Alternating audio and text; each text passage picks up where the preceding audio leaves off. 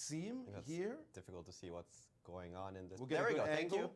And it looks like completely different approach. And this is what worried me. This is the kind of positions that worry me very often in chess 960. It's that queen on a8. How do you get that into the game? You play b6, I put a bishop on the long diagonal.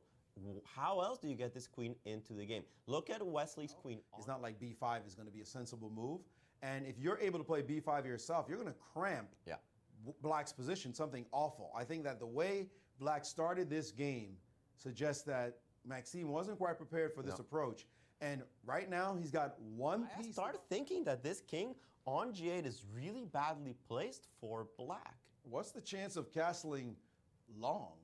I don't want to do that either. Those pawns on b4 and c4. It's just so many moves. And for those it's only 3 moves. It's only 3. 2 bishops and a knight, right? And then you could castle. And remember, the rules of castling in this game, you can always castle. It ends up being the same castle as you would in a normal chess game. So the king always lands either on c8 or on g8, and the rook moves to the square adjacent to it. The thing that worries me about castling long is, again, the queen on a8.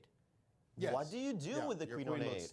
Ridiculous, which was why I was laughing. The idea of castling long with your queen sitting on a8, you got to play b6. You have no initiative with your pawn structure, and the pieces are just going to flow. This looks miserable already. But he will try to defend. Let's take a look at another position as they ponder this one. By the way, has Lanier moved?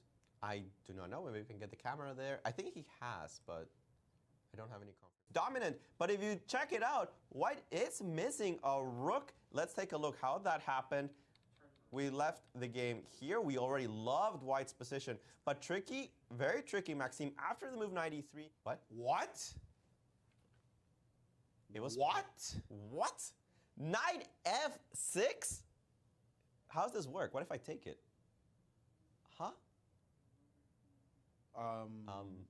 I am thoroughly confused. I'm like baffled. Wait, if I take on f6, I assume the idea is queen h6. Is Wesley saying bishop c2 is that unstoppable? Bishop c2 is c2, and you have to deal with both of those, and your queen is sitting over on a8. Your other bishop's on the back rank. Your double pawns don't help. Alejandro, I'm stunned. I'm in shock. I'm stunned. This is so sweet. This is so amazing. I don't care if it works. I just do not care if this works. This guy came up with this. Amazing. How did he even come up with this concept? He's down a full rook. A full rook. He sacked the rook.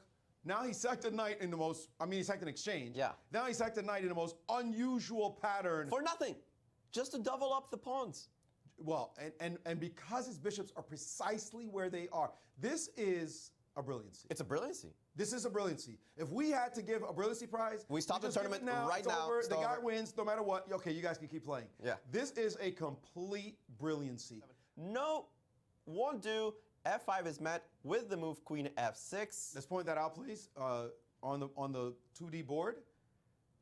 Let's get that up so we can see that position. The 2D board. Let's see the other board. This board is not going to work. I cannot believe that anything else is going to be played, but it still looks like a huge attack because I cannot challenge this queen on f6. I can't easily get my queen to d8. That would be the saving grace, right? You put the rook on e8 or something, queen d8, you kick out the queen. Yep. Do you have enough time to do that? I don't think so. Okay, it takes 96 is 1. Bishop to d7 is 2. Rook to e8. I don't even want to bury all my pieces. You're burying all the pieces. Like all the pieces. Now at that point, rook g3 comes. All right. Let's count the tempi, right? Bishop c3, knight d e6. I can actually play it here.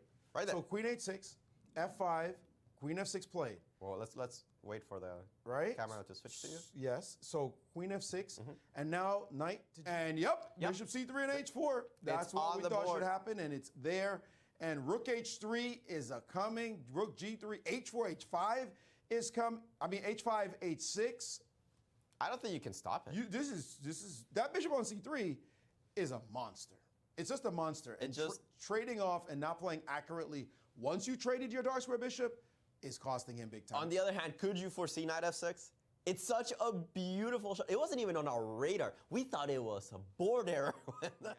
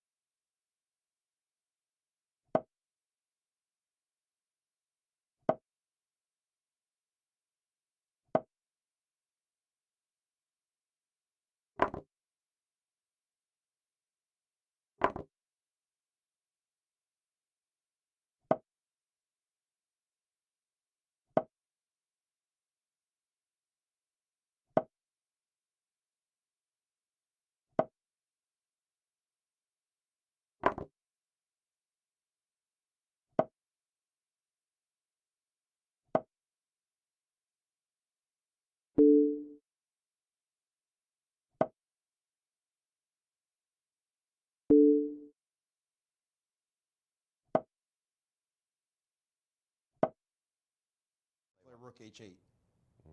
Let's take a look at that line. All right, let's just take a look. I got it on my board. You got it? Yeah. All right, let's Knight take a g4 look. check. King h5. Hey, put a rook on a8. And the knight's on c4. This is not what I expected. What? And now Wesley feels the pressure. Both. Now, how What's is he going not? on? He has not killed the. Well, now it's dead. Now it's over. Knight f5 is a bit of a threat. That's a bit of a threat. That's all she wrote. Knight. That's got to be done. Yeah. That's it. Brilliant game by Wesley. So not the cleanest at the end, but he still got it through.